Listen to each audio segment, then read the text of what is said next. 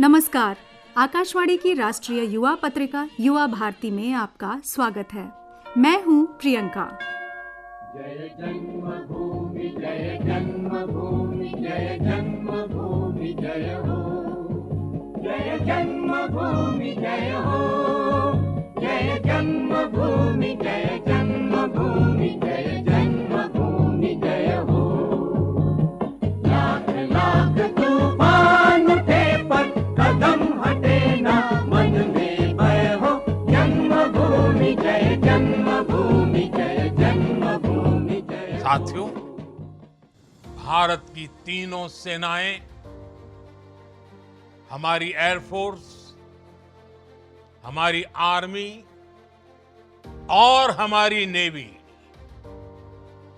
हमारी border security force BSF, Bharat के अर्धसैनिक बल लगातार अलर्ट पर है। सर्जिकल स्ट्राइक और एयर स्ट्राइक के बाद अब ऑपरेशन सिंदूर आतंक के खिलाफ भारत की नीति है। ऑपरेशन सिंदूर ने आतंक के खिलाफ लड़ाई में एक नई लकीर खींच दी है, एक नया पैमाना, न्यू नॉर्मल तय कर दिया है। पहला, भारत पर आतंकी हमला हुआ तो मुंह तोड़ जवाब दिया जाएगा। हम अपने तरीके से, अपनी शर्तों पर जवाब देकर रहेंगे। हर उस जगह जाकर कठोर कार्रवाई करेंगे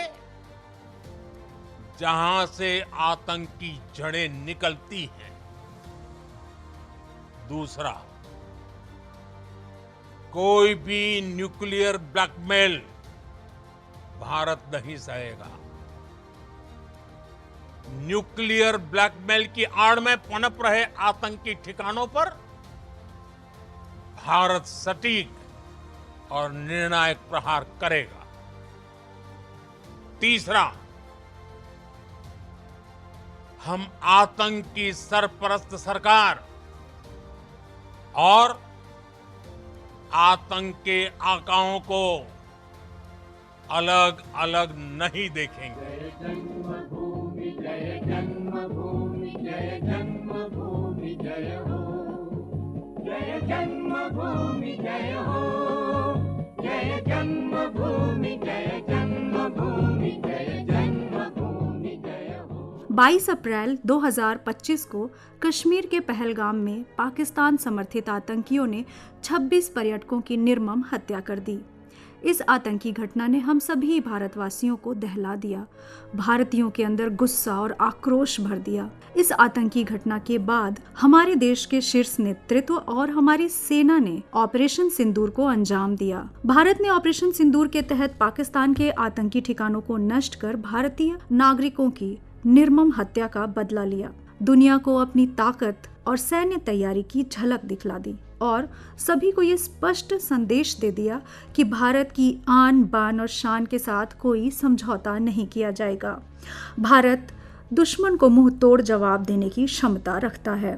ऑपरेशन सिंदूर के संबंध में रिटायर्ड कर्नल संजय श्रीवास्तव का क्या कहना है, आइए सुनते हैं। मैं एक एयर डिफेंस ऑफिसर हूं और मैंने भारतीय सेना में 22 वर्षों तक एयर डिफेंस के क्षेत्र में लगातार सेवा दी और उससे जो विशेषज्ञता हासिल की रडार के क्षेत्र में, अन्य क्षेत्रों में, तो वो विशेषज्ञता आज भी मैं आपदा प्रबंधन और एयर डिफेंस के क्षेत्र में दे रहा हूं। ये जो ऑपरेशन सिंदूर चला, जो हमारी एयर डिफेंस वायु रक्षा प्रणाली है, इसने देश को सबसे पहले दुश्मन के हवाई जहाजों या हमलावरों को देश की सीमा में प्रवेश तक नहीं करने दिया। आपने देखा होगा न्यूज चैनलों में जो वीडियो आ रहे हैं, पाकिस्तान की ओर से लगातार अनेकों 100 से ज्यादा की संख्या में एक साथ ड्रोन, आर्टिलरी फायर, हवाई जहाज सबको लाने की कोशिश की गई, लेकिन हमारी वायु रक्षा एयर डिफेंस का कवच इतना मजबूत था कि उनके जो भी ऑब्जेक्ट उड़े उसको तुरंत डिटेक्ट किया और उनको 2 सेकंड के अंदर डिस्ट्रॉय किया। हमारी एयर डिफेंस प्रणाली ने हमारी सीमा में रहते हुए ही पाकिस्तान के आतंकी ठिकानों पे, पाकिस्तान के एयर बेसिस पे, पाकिस्तान के उन सारे ठिकानों को बर्बाद किया जो हमारे लिए एक खतरा बन सकते थे। तो आज इस लड़ाई में एयर डिफेंस ने ऐसा रोल अदा किया है कि सेना के बाकी सारे जो अंग हैं उनको कम मेहनत करनी पड़ी, तैयार रहना पड़ा और एयर डिफेंस ने ही ये लड़ाई जीती। तो ये बहुत बड़ी बात है कि हमारे देश के अंदर जो रडार, सैटेलाइट का जो विकास हुआ है, ये एक तकनीकी विकास के साथ साथ सामरिक विकास हुआ है। सेना के क्षेत्र की ओर जो हमारी रक्षा प्रणाली, रक्षा कवच मजबूत हुआ है, उसके कारण हमारे देश के अंदर एक सुरक्षित वातावरण फैलता है और हमारे जो विकास की गति है वो बिना बाधा के आगे चलती है। और इस लड़ाई में जो हमारे एयर डिफेंस के सैनिकों ने, चाहे वो हवाई जहाज से, मिसाइल से, जमीन में रडार से कर्तव्य दिखाए, वो हमारी दक्षता का प्रतीक है कि हम तकनीकी या प्रशिक्षण के लिए ही नहीं, युद्ध के लिए हमेशा तैयार रहते हैं। और भारत को एक दुनिया में सुपर पावर के रूप में स्थापित किया गया। माउंट एवरेस्ट की ऊंचाई को नापकर वहां तिरंगा फहराने वाली प्रथम भारतीय महिला बछेंद्री पाल ने ऑपरेशन सिंदूर की सफलता पर इस प्रकार अपने विचार व्यक्त किए। नमस्कार, मैं बछेंद्री पाल, एक भारतीय महिला जिसे पर्वतों ने सिखाया है कि ऊंचाइयों तक पहुंचने के लिए साहस, संयम और संकल्प अनिवार्य है। आज जब मेरा देश ऑपरेशन सिंदूर के माध्यम से आत्मरक्षा और संप्रभुता की नई ऊंचाई छू रहा है, तो मैं उसी गौरव से भर जाती हूँ जैसा मैंने एवरेस्ट के शिखर पर तिरंगा फहराते समय महसूस किया था। यह केवल एक सैन्य अभियान नहीं था, यह भारत के अदम्य आत्मबल, उसकी रणनीतिक सूझबूझ और उसकी निर्णायक इच्छा शक्ति की विजय गाथा है। हमारे वीर सैनिकों ने जो पराक्रम दिखाया वो हर भारतवासी के लिए गर्व का विषय है। और इस पूरी कार्रवाई के पीछे जो अडिग नेतृत्व था, मोदी जी का यह कदम हमें याद दिलाता है कि जब नेतृत्व स्पष्ट हो, संकल्प अटल हो और राष्ट्र सर्वोपरि हो, तो कोई भी बाधा बड़ी नहीं होती। ऑपरेशन सिंदूर भारत के उस नए आत्मविश्वास का प्रतीक है जो अपने सम्मान से कभी समझौता नहीं करता। मैं तहे दिल से हमारे जवानों को सलाम करती हूँ, जिन्होंने अपने अदम्य साहस से भारत माता के मस्तक को ऊंचा रखा। और मैं प्रधानमंत्री जी को इस निर्णायक नेतृत्व के लिए साधुवाद देती हूँ। आज हर भारतवासी का मस्तक ऊंचा है और हृदय में राष्ट्र प्रेम की लहर है। जय हिंद, वंदे मातरम। दुश्मन देश के कुत्सित कृत्यों और भारत की आन बान और शान की रक्षा के लिए तत्पर हमारे देश के शीर्ष नेतृत्व, हमारी सेना और हमारे जवानों के अदम्य साहस को देखते हुए हरिवंश राय बच्चन की एक कविता गणतंत्र पताका का स्मरण हो आया। उगते सूरज और चांद में जब तक है अरुणाई, हिंद महासागर की लहरों में जब तक तरुणाई, वृद्ध हिमालय जब तक सर पर श्वेत जटाएं बांधे, भारत की गणतंत्र पताका रहे गगन पर छाई। कार कार बजरा के कारी रे बजरिया, कार कार बजरा के कारी रे बजरिया, अरे कारी रे बजरिया, गगन चुमेला, ओ गगन चुमेला, मोरा झंडा रे तिरंगा, गगन चुमेला, ओ गगन चुमेला, मोरा झंडा रे तिरंगा, गगन चुमेला, ओ गगन चुमेला। अभी आप सुन रहे हैं राष्ट्रीय युवा पत्रिका युवा भारती। साथियों, संघ लोक सेवा आयोग यानी यूपीएससी की परीक्षा पास करना हमारे देश के बहुसंख्य युवाओं का सपना होता है। परीक्षा पास करने के लिए मेहनत तो सभी करते हैं, लेकिन सभी परीक्षा में सफल नहीं हो पाते। सफलता और असफलता के बीच की एक जो महीन सी रेखा है, उसको कोई पार कर जाता है तो कोई पीछे रह जाता है। आइए सुनते हैं यूपीएससी 2024 में सफल युवा आशीष रघुवंशी से बातचीत का अंश। आशीष, बहुत बहुत बधाई हो आपको। Thank you so much, ma'am. It's an honor to be here. So it's a proud moment. Yes, ma'am, definitely. अच्छा, आपको उम्मीद थी आपका क्लियर हो जाएगा पहली बार में? मैम ये एग्जाम ऐसा है कि 100% श्योर तो कोई हो ही नहीं सकता, हाँ। लेकिन हाँ मेहनत तो जितनी हो सके मैंने की थी। क्या क्या तो तैयारी की थी होपफुल तो आपने? था। क्या क्या तैयारी की मैम थी? मैम मैंने बेसिक ही तैयारी की थी, जो सब रिकमेंड करते हैं, जो टॉपर्स रिकमेंड करते हैं, वही बुक्स जो सब रिकमेंड करते हैं उन्हीं को पढ़ा। साथ में यूपीएससी सिलेबस पीवाईक्यूज को अपना एक गाइड बनाया और बेसिक चीजें ही बार बार रिवाइज किए। साथ में daily newspapers like the Hindu, Indian express और बाकी कोचिंग कंपाइलेशंस, ऑनलाइन मटेरियल्स, तो यही सब किया। दिन में कितने घंटे इन सब में लगाया आपने पढ़ने में, यानी कि?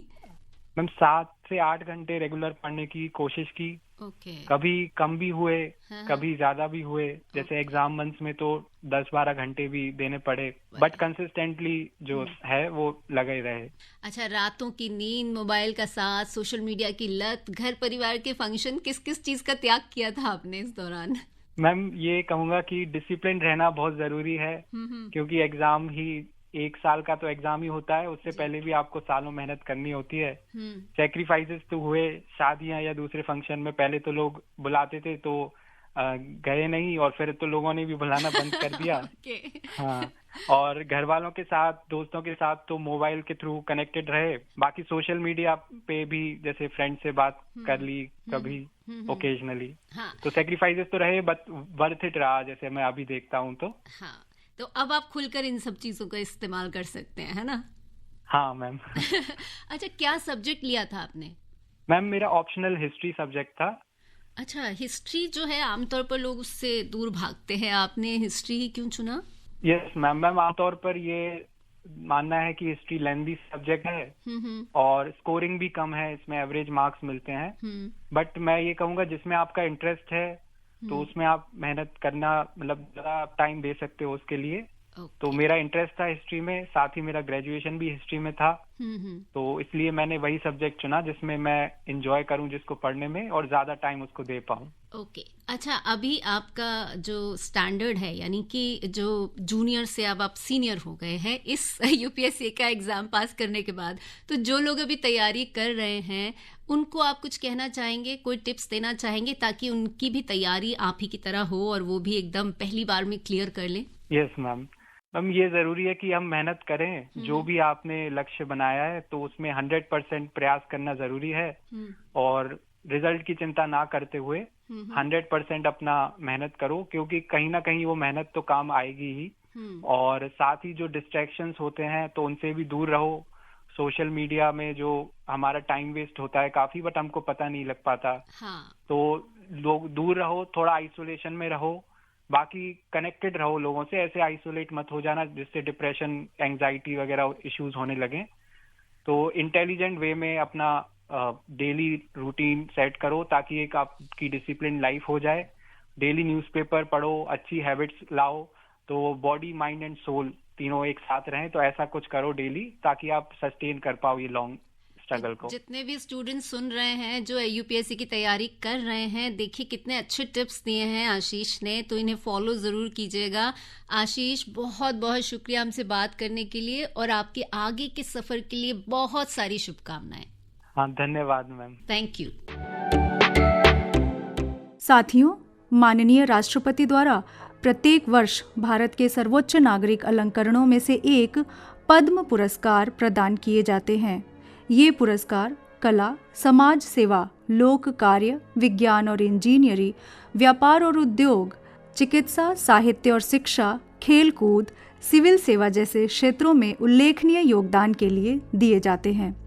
इस वर्ष यानी 2025 में इसके अंतर्गत 7 पद्म विभूषण, 19 पद्म भूषण और 113 पद्मश्री पुरस्कार दिए गए हैं। श्री सुभाष खेतूलाल शर्मा को प्राकृतिक कृषि के लिए पद्मश्री प्रदान किया गया है। आइए सुनते हैं युवा भारती से बात करते हुए उन्होंने क्या कहा।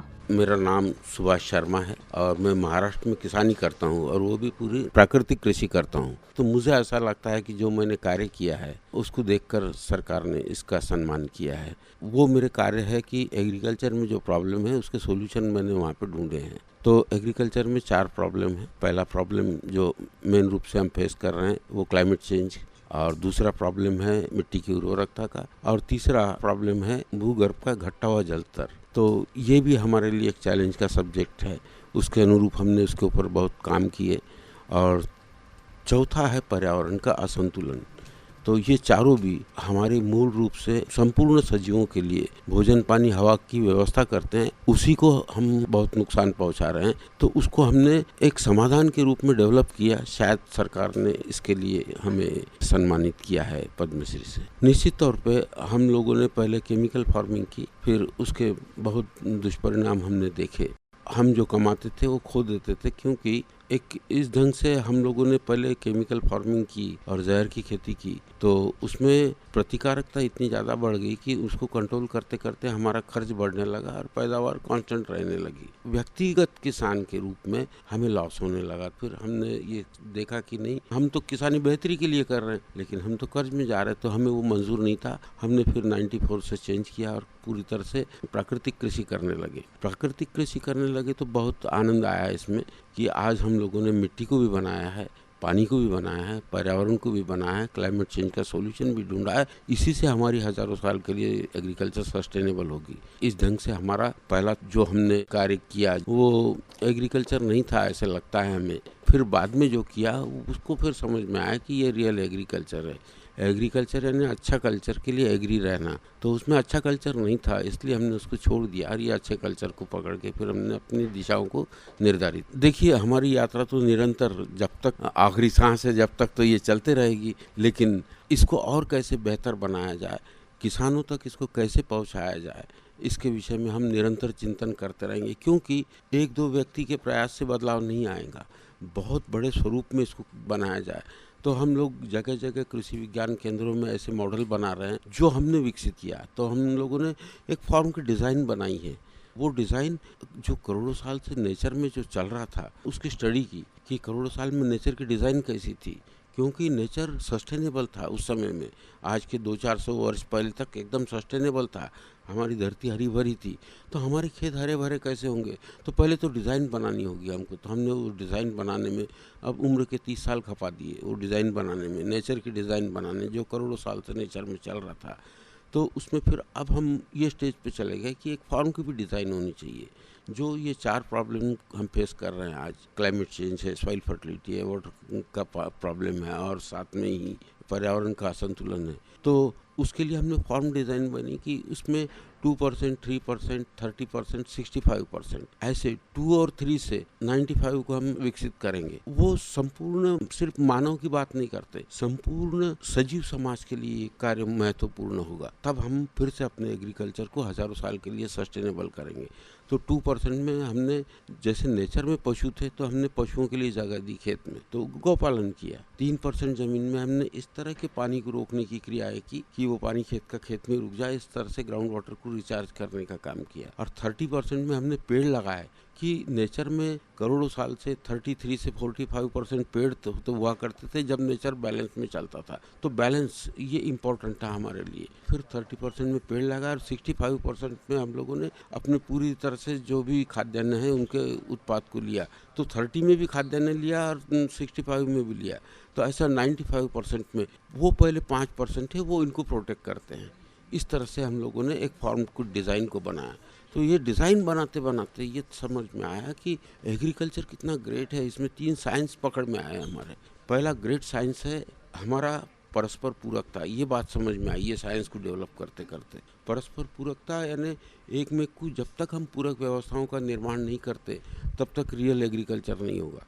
दूसरा संतुलन, हम जब तक संतुलन नहीं, कितने पेड़ चाहिए, पेड़ों का संतुलन कितना चाहिए, जीवों का संतुलन कितना चाहिए, पशुओं का संतुलन कितना चाहिए, जब कीटों का संतुलन कितना चाहिए, यहाँ तक कीटों का भी कि कितने शाकाहारी चाहिए, कितने मांसाहारी कीट चाहिए। तो इनके पूरा एक संतुलन के साइंस को समझा हमने। ग्रेट साइंस है वो। तीसरा साइंस हमने जो समझा वो है स्वावलंबन का। स्वावलंबन के बिना तो मैं किसान खुशहाल हो ही नहीं सकता। तो हमने इसमें स्वावलंबन की दिशा में कदम रखा। तब ये ग्रेट 3 साइंस हमको ये समझ में आए पूरे 30 साल के जर्नी में। इस ढंग से हम लोगों ने एग्रीकल्चर को आगे बढ़ाया। अब ये जो मॉडल है ये मॉडल, इसका रेप्लिकेशन होना चाहिए देश भर में, देश भर के किसानों तक जाना चाहिए। तो हम पूरे अपने देश के पर्यावरण को सुरक्षित कर देंगे।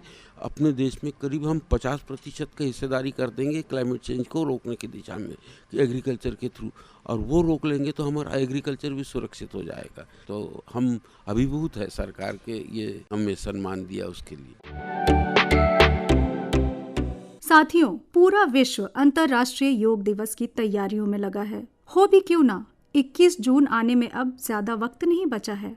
हम भारतीयों के लिए इस दिवस का महत्व तो कुछ अलग ही है, क्योंकि योग भारत की प्राचीन परंपरा का एक अमूल्य उपहार है। योग दिमाग और शरीर की एकता का प्रतीक है, मनुष्य और प्रकृति के बीच सामंजस्य है, विचार, संयम और पूर्ति प्रदान करने वाला तथा स्वास्थ्य और भलाई के लिए एक समग्र दृष्टिकोण को भी प्रदान करने वाला है। ये केवल व्यायाम के बारे में नहीं है, लेकिन अपने भीतर एकता की भावना, दुनिया और प्रकृति की खोज के विषय में है। हमारी बदलती जीवन शैली में ये चेतना बनकर हमें जलवायु परिवर्तन से निपटने में मदद कर सकता है। तो आइए हम सब योग को अपने जीवन का अभिन्न अंग बना लें। मेरे प्यारे देशवासियों, अंतर्राष्ट्रीय योग दिवस में अब 1 महीने से भी कम समय बचा है। अगर आपने अपने जीवन में अब तक योगा को शामिल नहीं किया है तो अब जरूर कर लीजिए, अभी देर नहीं हुई है। 10 साल पहले 21 जून 2015 को पहला अंतर्राष्ट्रीय योग दिवस मनाया गया था। अब तो इस दिन ने योग के एक विराट महोत्सव का रूप ले लिया है।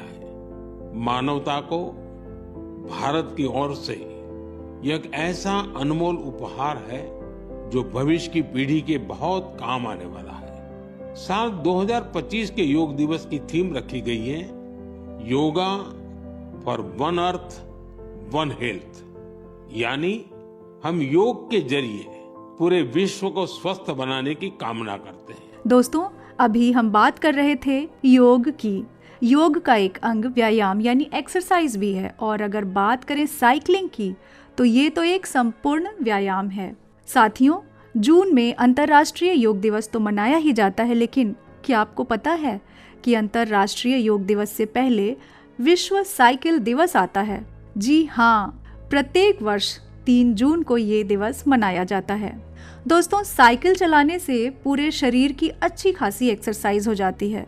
साथ ही साथ साइकिल वातावरण को प्रदूषण मुक्त रखने का एक बेहतर साधन भी है, क्योंकि इसे चलाने के लिए किसी प्रकार के ईंधन की आवश्यकता नहीं पड़ती, और जब ईंधन की आवश्यकता नहीं पड़ती तो कोई प्रदूषक भी नहीं निकलता। इससे वायु प्रदूषण को भी कम करने में मदद मिलती है। साथियों, वो एक कहावत है ना, एक पंथ दुई काज। साइकिल पर तो ये बखूबी फिट बैठता है। एक स्वस्थ शरीर तो दूसरा स्वस्थ पर्यावरण। स्वस्थ पर्यावरण से ध्यान आया कि 5 जून को तो विश्व पर्यावरण दिवस भी मनाया जाता है। प्रत्येक वर्ष इसके अलग अलग थीम होते हैं। इस बार का थीम है ending plastic pollution globally. Plastic pollution किस प्रकार से हमारे वायुमंडल, हमारे ग्लेशियर, हमारे जल स्रोतों को नुकसान पहुंचा रहा है, आइए जानते हैं यूनिवर्सिटी ऑफ अबरडीन स्कॉटलैंड में एसोसिएट प्रोफेसर शक्तिमान सिंह से। मेरा नाम शक्तिमान सिंह है और मैं अबरडीन विश्वविद्यालय स्कॉटलैंड में एक सह प्राध्यापक के रूप में कार्यरत हूँ।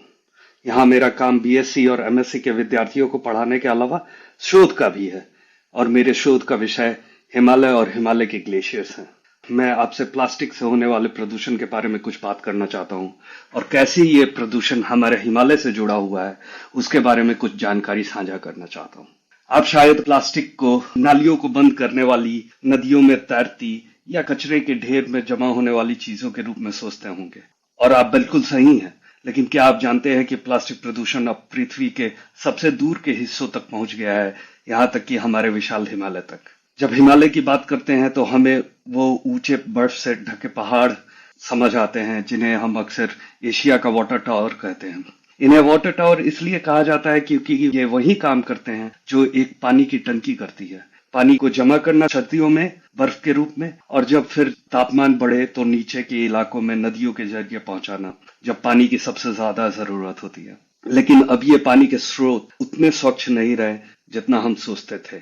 अब बात गंभीर हो जाती है। वैज्ञानिकों ने हिमालय के ग्लेशियरों में माइक्रोप्लास्टिक, वो छोटे छोटे लगभग अदृश्य प्लास्टिक के कण जमे हुए पाए हैं। ये माइक्रोप्लास्टिक हवा, बारिश और यहाँ तक कि पर्यटकों द्वारा छोड़े गए सामान, खाने के रैपर और बोतलों के जरिए वहां पहुंचते हैं। एक बार जब ये ग्लेशियरों में फंस जाते हैं तो ये दशकों तक वहीं रहते हैं जब तक कि ग्लेशियर पिघलना शुरू नहीं करते। और यहाँ पर जलवायु परिवर्तन की भूमिका आती है। हिमालय विश्व के बाकी हिस्सों की तुलना में औसत से लगभग 2 गुना तेजी से गर्म हो रहा है, जिससे यहाँ के ग्लेशियर पहले से कहीं ज्यादा तेजी से पिघल रहे हैं। इसका मतलब है कि बर्फ में जमा माइक्रोप्लास्टिक अब ग्लेशियर धाराओं में रिस रहे हैं, जिससे दक्षिण एशिया में लाखों लोगों द्वारा उपयोग किए जाने वाले जल स्रोत प्रदूषित हो रहे हैं। जरा सोचिए, वो छोटे छोटे प्लास्टिक कण जो कभी चुपचाप बर्फ में जमे थे, अब नदियों, खेतों और यहाँ तक कि हमारे पीने के पानी में अपनी जगह बना रहे हैं। और यह सिर्फ प्रदूषण की बात नहीं है। जब प्लास्टिक ग्लेशियरों की सतह को गहरा करता है तो यह ज्यादा सूरज की रोशनी सोखता है, जिससे पिघलने की प्रक्रिया और तेज हो जाती है। यह एक दुष्चक्र है। ज्यादा प्लास्टिक का मतलब है तेज पिघलना, जिसका मतलब है पानी में और ज्यादा प्लास्टिक और जलवायु में और ज्यादा व्यवधान। ऐसे में हम क्या कर सकते हैं? यह सब सुनकर आपको ऐसा लग रहा होगा कि यह बहुत बड़ी समस्या है, लेकिन बदलाव छोटे छोटे कदमों से शुरू होता है। जैसे सिंगल यूज प्लास्टिक को ना कहें, आप अपना थैला, बोतल या कप साथ रखें। उदाहरण के लिए जब आप बाजार जाएं तो प्लास्टिक की थैलियों की जगह कपड़े का थैला इस्तेमाल करें। यह छोटा सा कदम बड़ा बदलाव ला सकता है। स्थानीय सफाई अभियानों में हिस्सा लें, चाहे वो आपकी कॉलोनी में हो, आपके गांव में हो, नदी किनारे हो या पार्क में हो। एक बोतल उठाना भी फर्क ला सकता है। हमारे देश में कई समुदाय हर हफ्ते ऐसी पहल करते हैं जिसमें आप भी शामिल हो सकते हैं। जागरूकता फैलाएं, अपने दोस्तों, परिवार और पड़ोसियों से इस बारे में बात करें। सोशल मीडिया पर कहानियां साझा करें। अपने बच्चों को सिखाएं कि प्रकृति का सम्मान कैसे करना है। और सबसे जरूरी, उन प्रतिनिधियों को वोट जो पर्यावरण को प्राथमिकता देते हैं। और अंततः प्रकृति का सम्मान करें। अगर आप पहाड़ों, जंगलों या पार्क में घूमने जाते हैं तो कुछ भी पीछे न छोड़ें। मिसाल के तौर पर अगर आप हिमालय में ट्रेकिंग कर रहे हैं तो अपना कचरा अपने साथ वापस ले जाएं और उसे सही जगह पर फेंकें। इस साल 2025 का पर्यावरण दिवस का विषय प्लास्टिक प्रदूषण का अंत हमें यह याद दिलाता है कि पृथ्वी सिर्फ हमारा घर नहीं है, यह हमारी जिम्मेदारी भी है। और 2025 को संयुक्त राष्ट्र ने अंतर्राष्ट्रीय ग्लेशियर संरक्षण वर्ष घोषित किया है, जो इस मुद्दे की गंभीरता को और रेखांकित करता है। हिमालय के ग्लेशियर जो लाखों लोगों के लिए जल स्रोत हैं, प्लास्टिक प्रदूषण और जलवायु परिवर्तन के दोहरे खतरे का सामना कर रहे हैं। प्लास्टिक प्रदूषण को कम करके हम न केवल अपने जल को स्वच्छ रख सकते हैं, बल्कि ग्लेशियरों को पिघलने से भी बचाने में मदद कर सकते हैं। हिमालय भले ही हमसे हजारों किलोमीटर दूर हो, लेकिन हमारे मोहल्ले में प्लास्टिक का इस्तेमाल उनकी बर्फीली चोटियों तक पहुंच जाता है। यह सचमुच इतना गहरा असर डालता है। इस पर्यावरण दिवस और ग्लेशियर संरक्षण वर्ष को नए शुरुआत के रूप में लें। हमारी छोटी छोटी कोशिशें, जैसे कि प्लास्टिक का कम इस्तेमाल करना, कचरे को सही जगह पर डालना और पर्यावरण के प्रति जागरूक रहना, ग्लेशियरों को संरक्षित करने और प्लास्टिक प्रदूषण को खत्म करने की दिशा में बड़ा कदम हो सकता है। दोस्तों, आने वाले महीने जून की 9 तारीख को बिरसा मुंडा तो 18 जून को महारानी लक्ष्मीबाई की शहादत को याद करते हुए देश के स्वतंत्रता के लिए लड़ने वाले हमारे देश के महान सपूतों को नमन करते हुए राष्ट्रीय युवा पत्रिका युवा भारती के इस अंक को यहीं समाप्त करते हैं। प्रियंका को दीजिए अनुमति। नमस्कार।